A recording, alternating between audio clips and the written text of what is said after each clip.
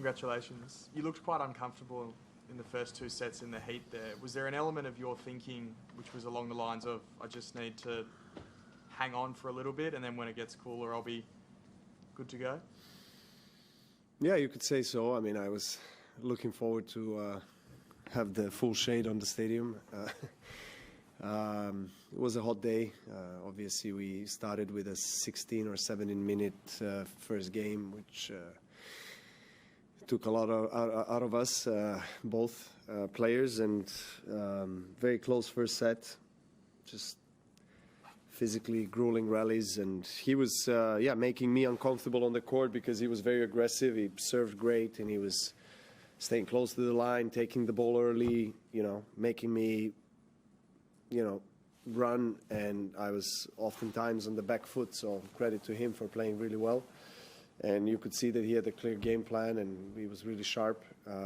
So it was definitely a struggle, for me to play the first couple sets. And then I think in the third, things started to come together. I started to swing through the ball better, started to feel better on the court, and serve also. I wasn't serving well at all first 2 sets, and then third and fourth, great. I think I maybe even served more aces than him, which was a surprising stat considering he's got one of the best serves around. So that made my life easier on the court. Obviously, winning my service games, slightly easier, so to say. Cruising through and then putting pressure on his service game. So, but the way I played in the third and fourth is something that I'm really, really pleased with. Neil. Can I ask you a scheduling question? There's potentially, again, another late finish tonight. So is it, even it could be a possible advantage for you, is it fair from a sporting integrity point of view for the tournament? And what further changes, what do you think should be done? What kind of advantage will I have? I mean, we have 2 days, so it's not much of an advantage I see that I see there. I mean, we're playing semifinals on Friday, so plenty of time for whoever wins that match tonight to recover. Scheduling has become a hot topic, so to say. We talked about it, I think, a few matches ago. I talked about it on the press conference, and I couldn't give a really clear answer to that because, I mean, it's really up to Grand Slams and our respective tours to think about the ways to accommodate both male and female players in a proper way so we have no late finishes.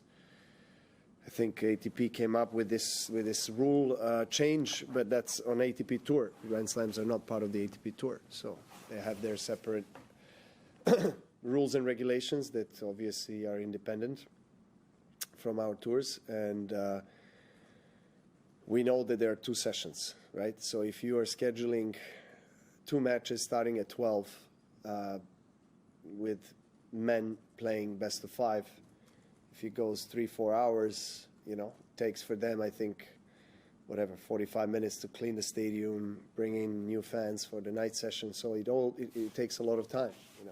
And Coco Gauff played a long match today. I played a very long match today, and then you have the night session starting 2 hours after they were scheduled, after the time they were scheduled. So not ideal, obviously not great also for Sinner and Rublev. I'm sure that they are not happy with the potential start of whatever. I don't know how the match of Sabalenka is going, but you never know. I mean, they could even start at midnight. So, we've seen in the past some late finishes, and I know for the crowds and for the tournament, in a way, it's kind of exciting to see a 4 a.m. finish, a 3 a.m. finish. I was part of some of those,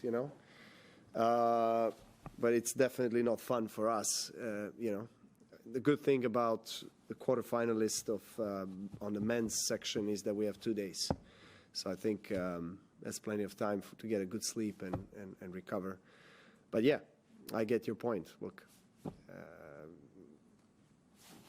there are different ways to address this. Maybe scheduling less matches on the center court, doing it in one session, which is most likely not going to happen because every session carries a lot of economical value for them. So of course they are going to communicate it and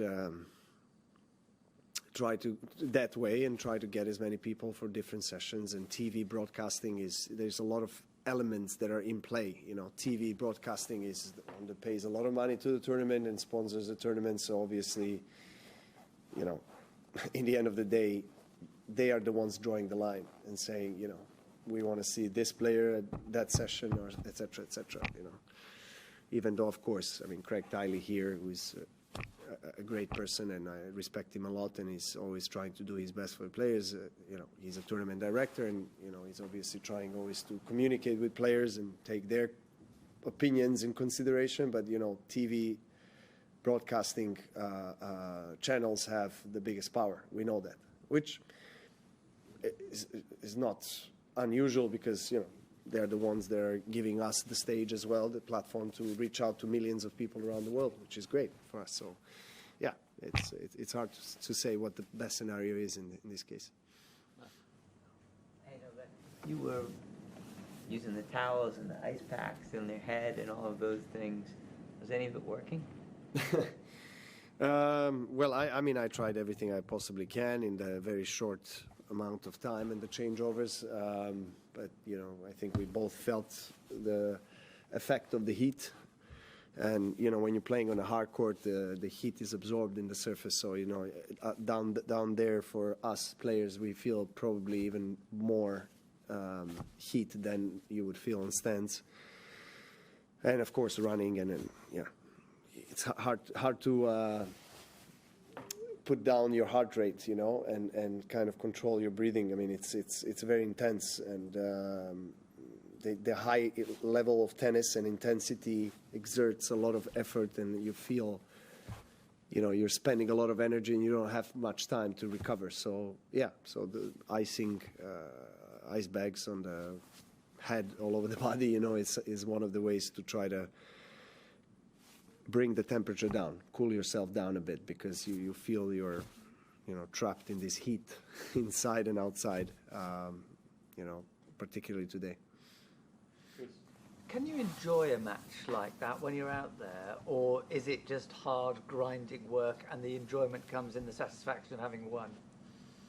I actually said that to my team right after the match. I said that this match was not an enjoyable match for me at all.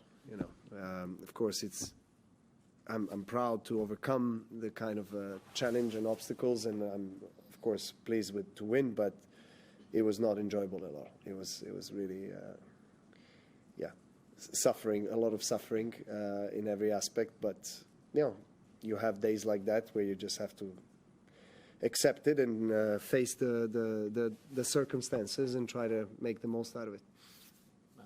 And Novak, you achieved another milestone today. I'm not sure if you were aware of this, but 33 straight match wins at Melbourne Park, and that's a record that you shared now with Monica Seles.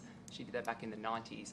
So I wonder what that means to you, and also to share the record with her, because you have that nice connection with the childhood coach. And of course, it means a lot. I didn't know that I'm sharing this achievement, this record with her. So it makes it, of course, even more special for me, because I really love Monica. I've had Monica in my head when I was growing up in Serbia pretty much every single day, because Jelena Gencic, my tennis mother, as I like to call her, you know, she passed away in 2012, worked with Monica when she was young, and so I was hearing a lot about Monica. Monica this, Monica that, Monica eats this, Monica sleeps this much, Monica practices this way, you know. So Monica was definitely one of my childhood idols and heroes, and I looked up to her very much. So when I got a chance to meet with her first time, it was really, I was very nervous, you know. I was so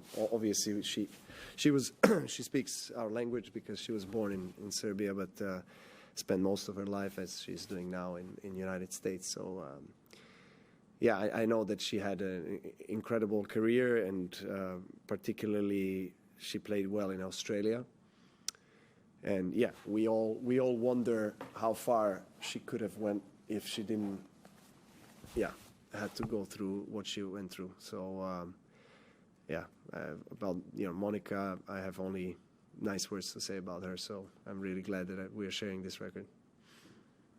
Just on that street 33, what is it about, you know, playing in Melbourne where you can sort of dig deep and win those matches like that every time? Well, I mean, if there is any tournament where I'm going to dig deep, it's the Grand Slam, right? And particularly here, where I'm aware of the streak that I'm on and the amount of matches that I have won in my career on the Rod Laver Arena. So I don't want to let that go. The longer the streak goes, the more that kind of confidence, also expectations built, but also the willingness to really walk the extra mile, so to say. I just love playing in this court. It's been the court for me in my career. Last one. Novak, looking ahead, there's talk of perhaps merging the ATP and WTA. I was wondering, do you think this can work? Is it a good idea? And if so, why has it taken so long if people have been talking about it for a while? Yeah, I heard. I'm not sure if it's like a total merge or is it only a commercial kind of a collaboration or agreement between the two tours. I think to some extent it's logical. I mean, that if we are having so many combined events on the tour, that we try to collaborate even further together and increase the value, I guess, of tennis overall. But when it comes to the total merge, I'm not so sure if that can work, to be honest, because a lot of things, there's still a lot of differences, and with the rules and the way the tours operate. But commercially, yeah, why not? Let's see what happens. I'm not in the council anymore, so I don't have any inside information to share with you. But let's see what happens.